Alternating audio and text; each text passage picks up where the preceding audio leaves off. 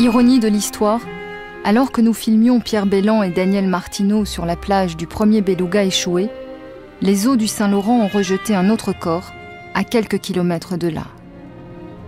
Un coup de fil de Carl Guimond à nos deux héros, et les voilà réunis au pied d'un autre beluga, presque 26 ans jour pour jour après leur premier cadavre.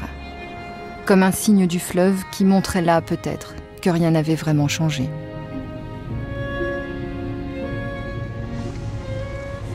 J'ai cru le voir.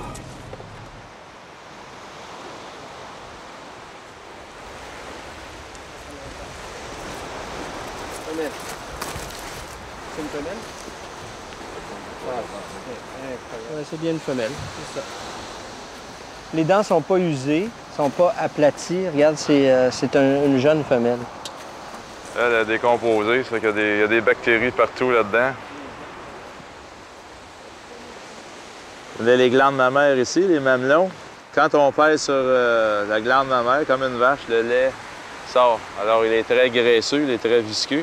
Les veaux, quand ils se nourrissent de la femelle, comme ça, ils mangent littéralement leur mère. Ils absorbent les contaminants de leur mère à travers les gras qui sont contenus dans le lait. Ah, là, c'est quoi son échantillon? On va l'ouvrir.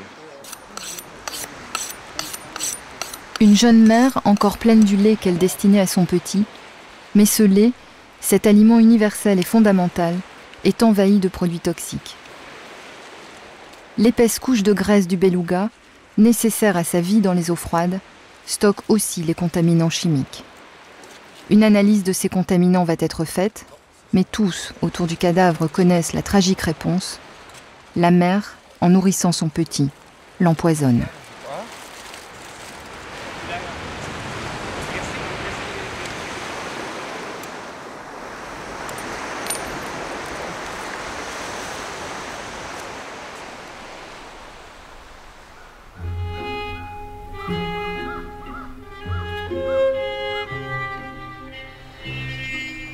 Pas de mortalité massive dans le Saint-Laurent donc, seulement la mort banale d'individus isolés, échoués sur la grève, comme si la population était soumise à une lente extinction.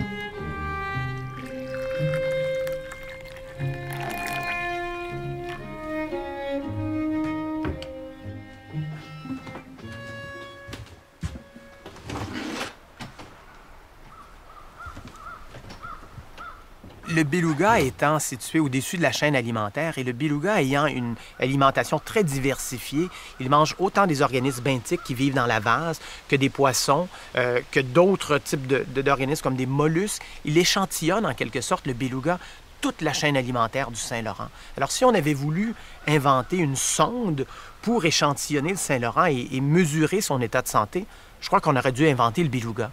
Le beluga nous raconte en fait tout ce qui s'est passé dans le Saint-Laurent au cours des 50 dernières années. Le beluga, c'est un livre ouvert sur toute la façon dont on a maltraité le Saint-Laurent. L'histoire du beluga, c'est un peu le reflet de notre histoire avec le Saint-Laurent.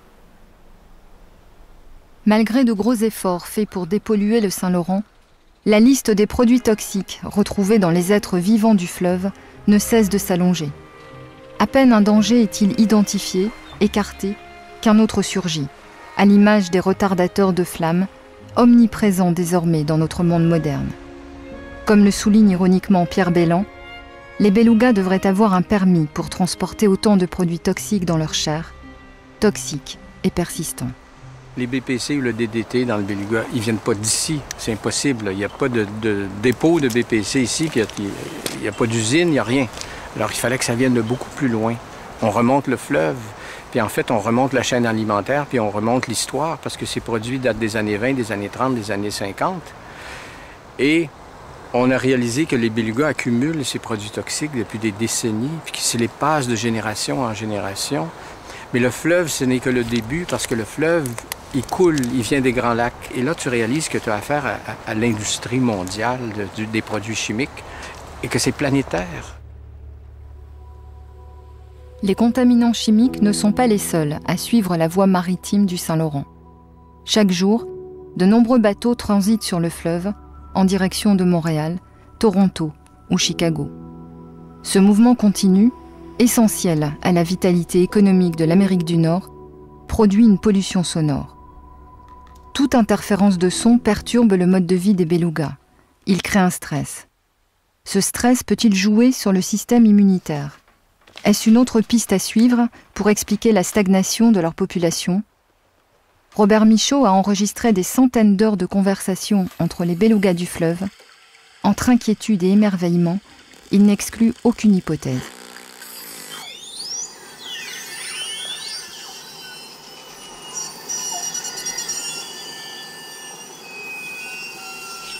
On peut se retrouver en mer avec les belugas et les entendre crier. À travers la coque de notre navire, on les entend et c'est tout à fait hallucinant d'entendre ces sons variés. On se croirait dans la jungle. C'est merveilleux d'entendre ces sons-là.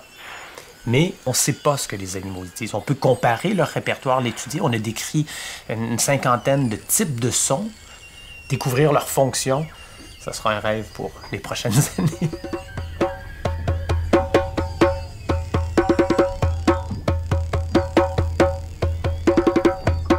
La dernière clé du puzzle viendra peut-être de la rive pacifique du Canada. Valeria Vergara fait ses sons et ses rythmes. Elle les étudie aussi.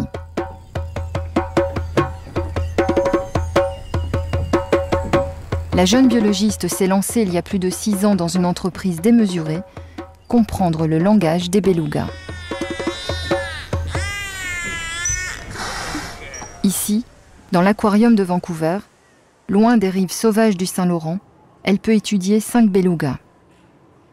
Plusieurs fois par semaine, elle s'installe à sa place privilégiée et grâce à des hydrophones, enregistre les dialogues et les vocalises des animaux. Le son est primordial pour les belugas. Ils vivent dans un environnement trouble, parfois même noir. Il y a souvent beaucoup de glace. En fait, ces animaux voient le monde à travers les sons.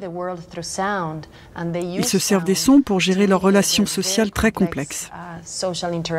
Ils les utilisent non seulement pour communiquer de façon très importante, mais aussi pour se déplacer dans leur environnement. Ils possèdent un sonar incroyable.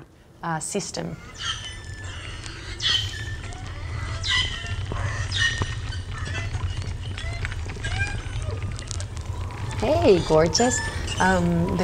9h16, le jeune est dans le bassin principal avec Kila.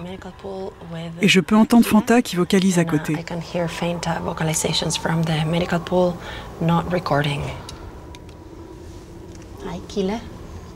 Ces milliers d'heures d'enregistrement, Valeria les a regroupés par fonction pour les relier à des comportements. Elle a identifié 29 thèmes différents qui sont les débuts d'une grammaire. Manquait à cette grammaire un premier mot pour commencer le dictionnaire. Souvenons-nous de la légende arctique.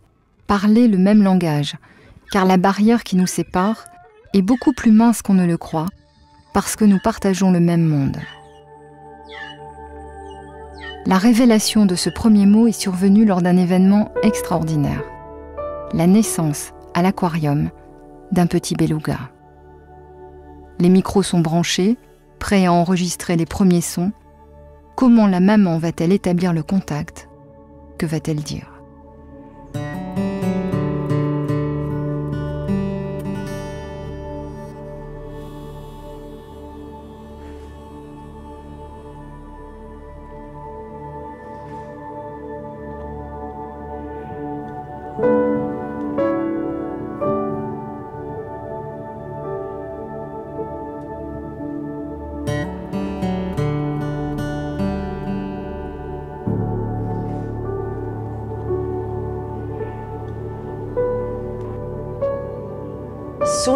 Dès que le bébé est sorti, à peine est-il né, la mère a commencé son cri de contact, sans arrêt, plus de 500 fois en 2 heures.